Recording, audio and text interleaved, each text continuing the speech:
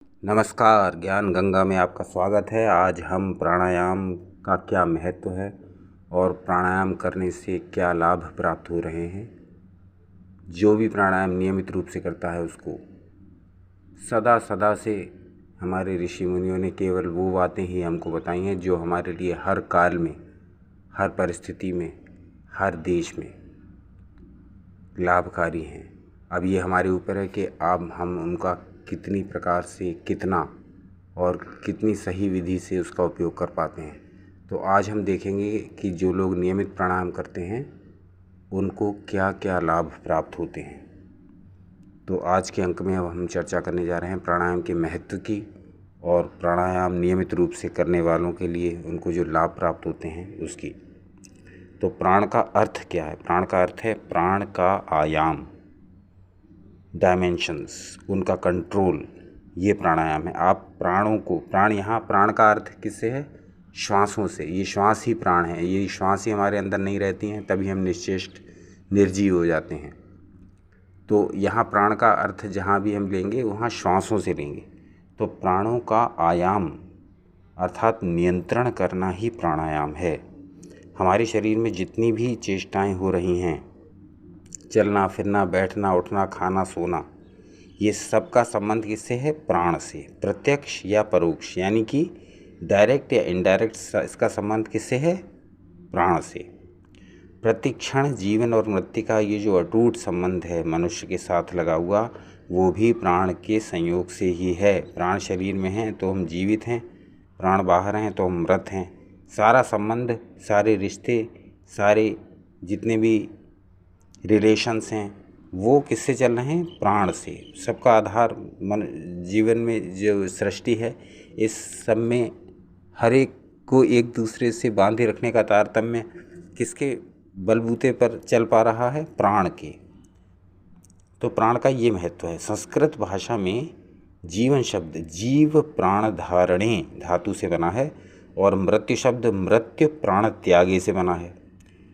तो यानी इसका अर्थ क्या हुआ कि जीव प्राण धारणे, यदि जीव प्राण को धारण करता है तो वो जीवित है।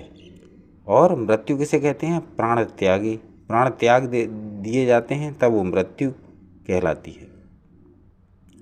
तो हमारे वेद शास्त्र एवं उपनिषदों में प्राण की अनंत महिमा गाई गई है। हमारे वेदों से लेकर हमारे उपनिषदों, हमारे और संपूर्ण शास्त्रों में जगह जगह स्थान स्थान पर प्राण की महिमा गाई गई है। तो इसको हम ऐसे देखें कि अथर्ववेद में कहा गया है प्राणापानौ मृत्योर्मा यातस्वाह, अर्थात प्राण और अपान ये दोनों मेरी मृत्यु से रक्षा करें। इसी प्रकार से मनुस्मृति में भी लिखा है दह्यन्ते ध्यायमानानां धातूनां हि यथामरः तथेन्द्रियाणां दह्यन्ते दोषः प्राणस्य निग्रहात्। इसमें समझाया गया है कि जैसे अग्नि आदि में तपाने से सोना आदि धातुओं के मल दूर हो जाते हैं, उनके विकार नष्ट हो जाते हैं और वो चमकने लगती हैं, वैसे ही प्राणायाम से इंद्रियों एवं मन के दोष दूर हो जाते हैं। तो सोने का उदाहरण देकर उन्होंने समझाया है कि जिस प्रकार से सोने को तपा देते हैं अग्नि में तब वो शुद्ध होता है, इसी प्रकार से यदि हम अपने शरीर और मन को प्राणायाम की अग्नि में तपा देते हैं तब हमारे मन और हमारा शरीर ये शुद्ध होने लगता है। तो ये तो हुई प्राणायाम की महिमा।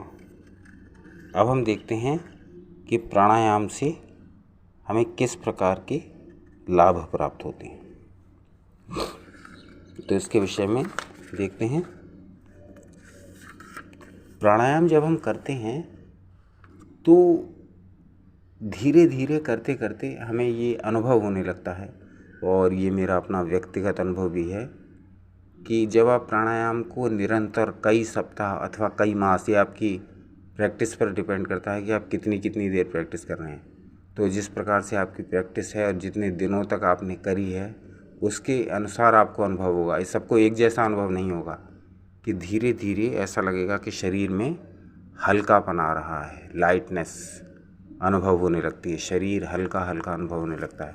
यहाँ प्राणायाम के बारे में जो बहुत सारे ग्रंथों में लिखा हुआ है उसकी बिल्कुल भी चर्चा नहीं करूँगा, क्योंकि वो सब नेट पर उपलब्ध है और पुस्तकों, योग की बहुत सारी पुस्तकें उपलब्ध हैं, उनमें उपलब्ध है।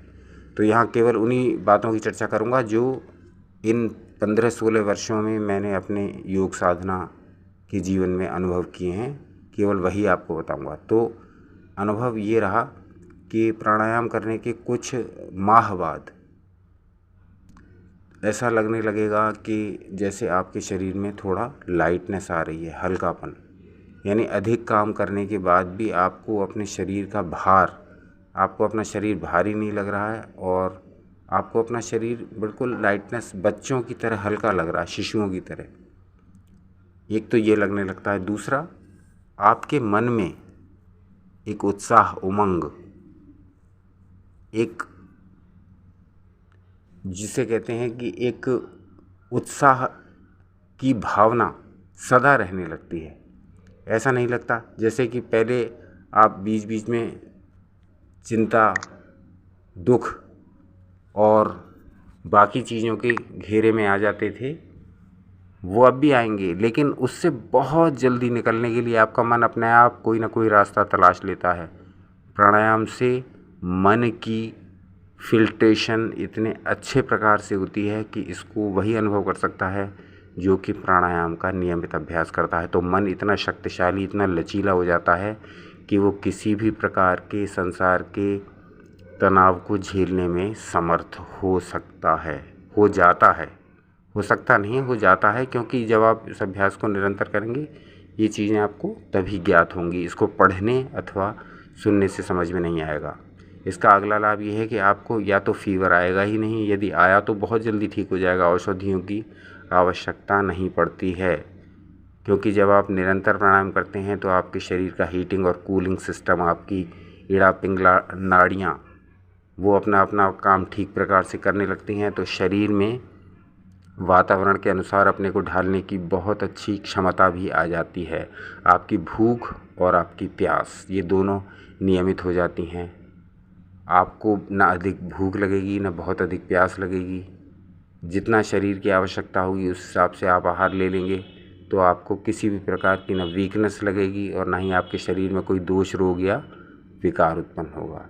अच्छा, नींद आपकी नियमित हो जाएगी। आपको बहुत ज़्यादा सोने या बहुत कम सोने की आवश्यकता नहीं, आपको उतनी ही नींद आएगी जितना आपके शरीर के लिए आवश्यक है।